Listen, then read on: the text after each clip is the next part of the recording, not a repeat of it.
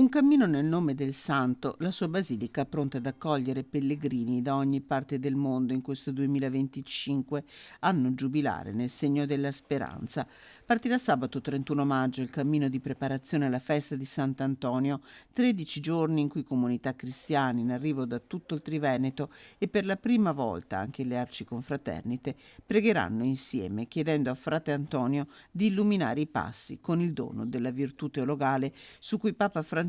ci ha chiamato a riflettere aprendo l'anno del Giubileo, segnato poi dalla sua morte e dall'elezione al soglio pontificio di Papa Leone XIV, agostiniano, come lo stesso Sant'Antonio, prima di abbracciare l'ordine francescano.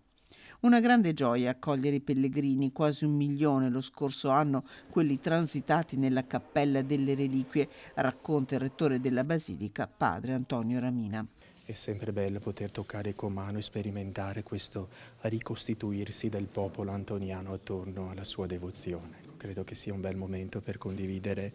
un clima di festa e anche di preghiera. Con i pellegrinaggi delle diocesi del Triveneto, anche quelli di comunità e associazioni ecclesiali, domenica 8 giugno presiderà la celebrazione delle 11 il cardinal Marcello Semeraro, prefetto del Dicastero per le cause dei santi, che celebrerà la messa per i genitori colpiti dalla perdita di un figlio. La messa delle 18 di domenica 8 giugno sarà poi presieduta dal cardinale Matteo Zuppi, arcivescovo di Bologna e presidente della CEI, che accompagnerà il pellegrinaggio della comunità di Sant'Egidio.